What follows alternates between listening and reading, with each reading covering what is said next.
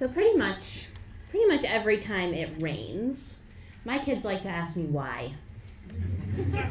In fact, what they say is, why is it raining again, right? Now, at first, I assumed this was a question that came out of a desire for some scientific knowledge. So, of course, I explained the water cycle. And to make it a little more kid-friendly, I said something like, sometimes the clouds just get so full of water that they need to just let it out. And that's when it rains. This didn't stop the questions, though. So I tried talking about why we need rain, right? Like, why does rain matter? Giving examples like, the plants need rain to grow, or we need water to drink, or water is essential to all life, right? But these seemed also not to fully satisfy their curiosity because the whys kept coming.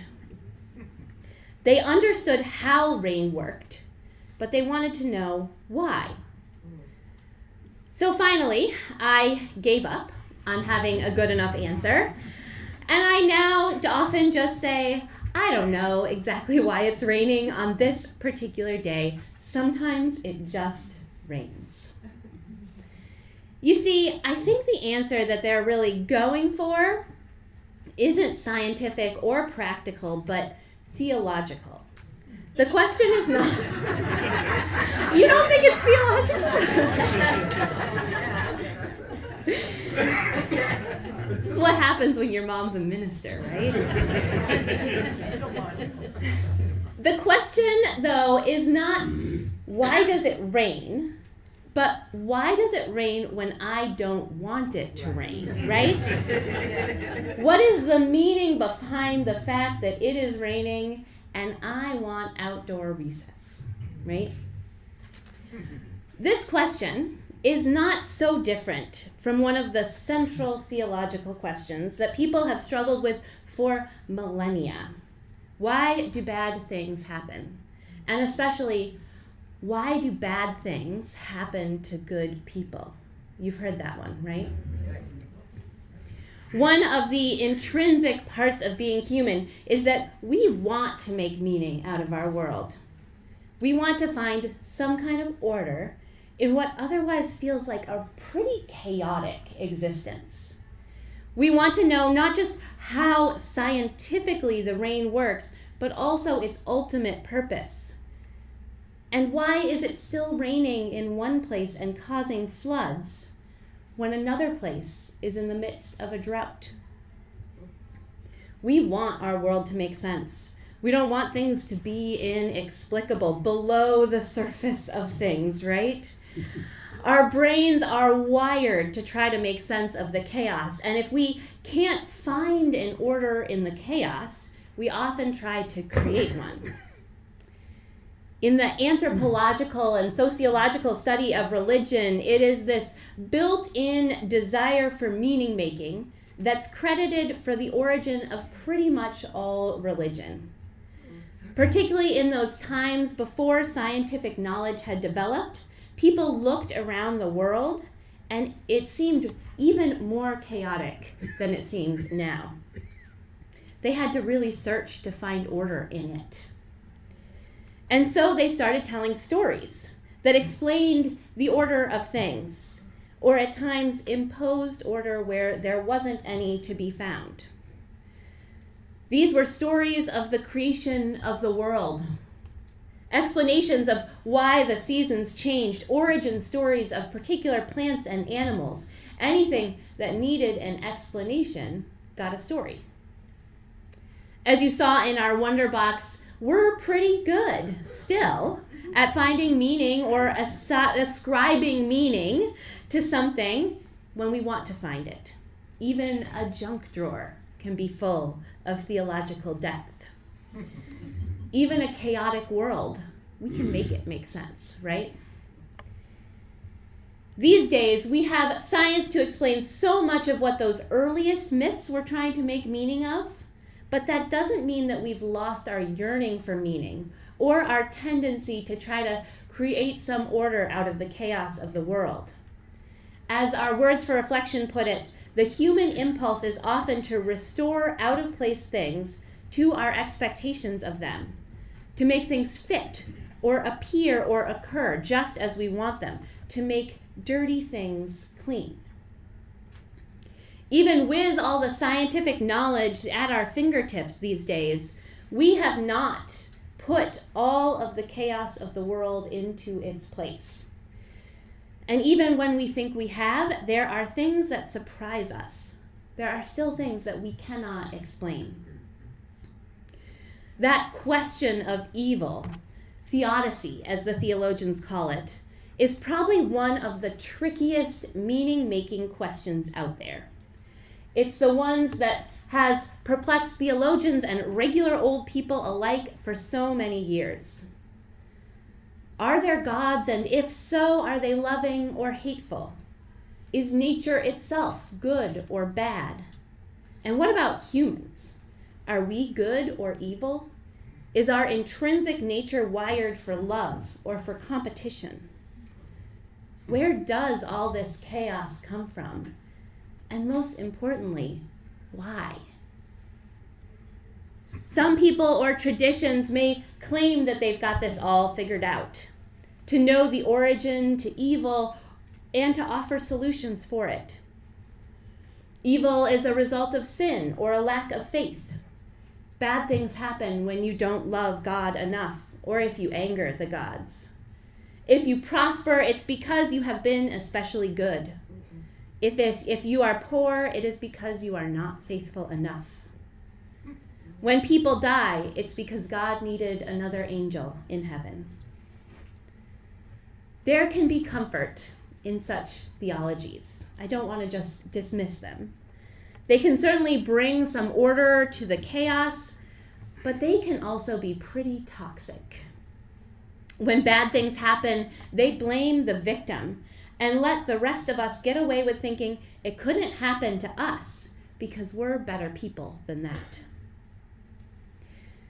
When I was in my early 20s, I lost a dear friend in a car accident. And in the days just after her death, I remember a conversation with a mutual friend. He said, "This is the worst time not to believe in God." And I said, "Actually, I think it's the best time not to believe in God." Looking back on this, we were both right? I think we both had a point. He was naming that a belief in something bigger in that moment could have offered some comfort in strength in the face of this tragedy. And I was naming a gratitude that I didn't have to have a whole crisis of faith on top of grieving our friend.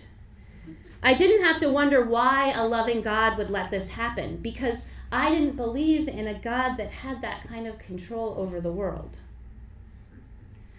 Our world is chaotic. Bad things happen indiscriminately, and that can feel terrifying. The desire for order comes out of the anxiety of living in that chaos day in and day out. But it is also true that when we get tied to a particular order of things, when we think we have succeeded in making meaning out of it all, it can be even harder to deal with it when reality doesn't line up with the order of the world we believe it should.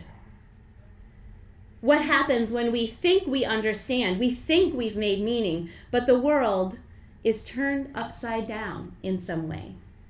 When the realities of the world seem to defy our meaning making. A few weeks ago, I was talking with my local interfaith colleagues about our theme for this month, our focus on chaos. They were excited for us.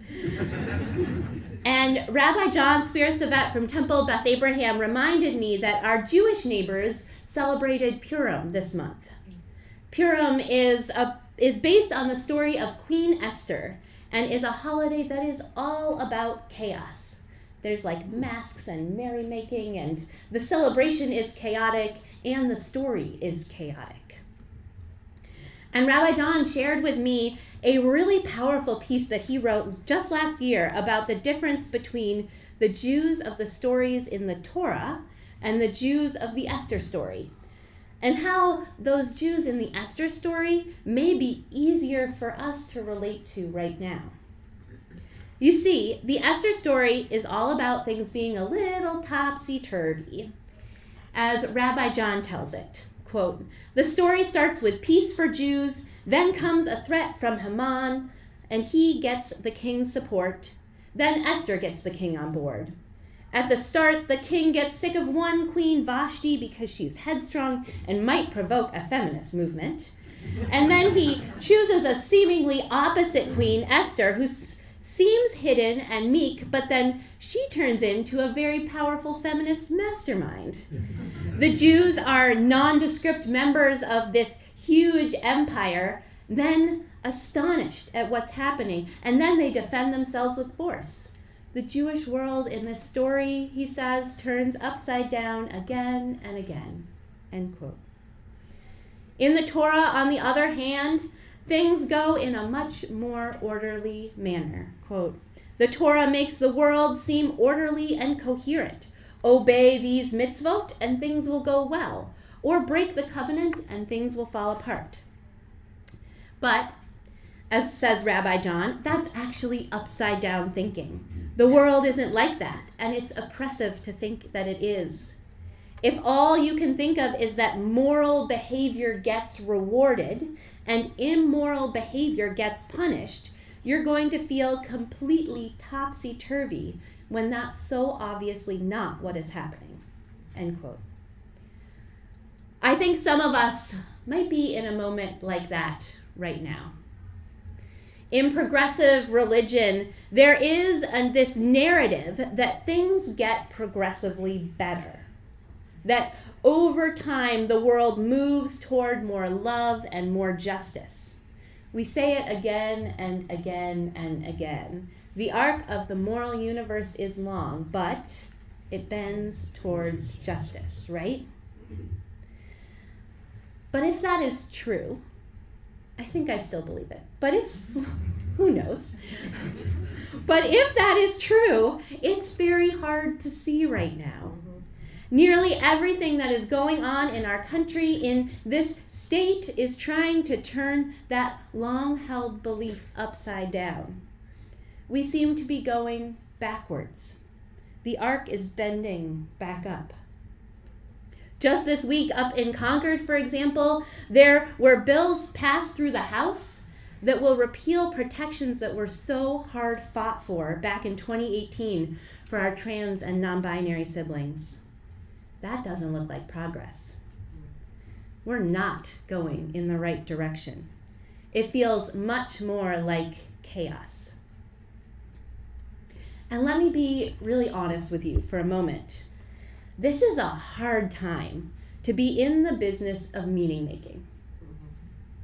And that is kind of my business. I dearly wish it were as simple as this glass is clean and this glass is dirty. That sounds great.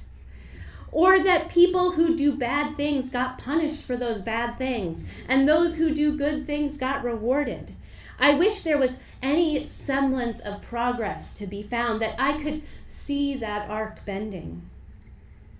That there might be any evidence that this spreading love that we've been doing is getting us anywhere at all. It's hard right now to make any meaning out of the senseless cruelty of our current administration, even for those of us in the progressive religious space where we know that order is not a given. So I'm not going to tell you that we need to suffer in order to come to a better place. I'm not going to tell you that there is something we need to learn from all of this. And I'm certainly not going to tell you that this is our fate, that this is all a part of God's plan. Because here's the thing about chaos. It just is.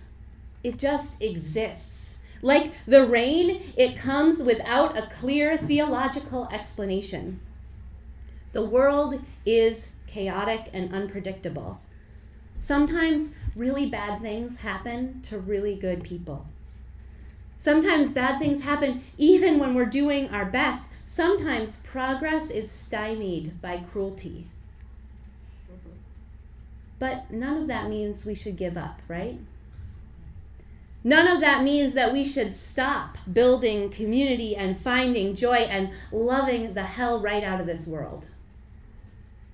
Do we need to accept that there is chaos and cruelty in the world? Yes, there is. There always will be. But do we need to let that rule our life? Absolutely not. Rabbi John wrote that the Jews of the Esther story seem to understand this better than the Jews of the Torah. He wrote, in contrast, the Jews of the Megillah know that life is not consistent or coherent. Jewish experience is unpredictable and it flips from terror to celebration, back and forth many times. Morality is not rewarded.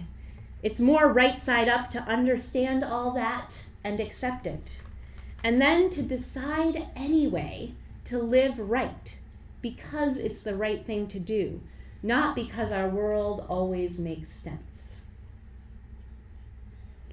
Our world is chaotic and cruel, but also our world is full of beauty and joy. And here we are in the chaos, doing our very best. Not because it always makes sense or even feels good, but because despite it all, there is meaning to be found in moving through the chaos together.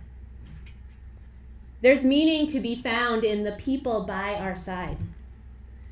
There is meaning to be found in the love we create, even if we don't see it making a difference right in this moment.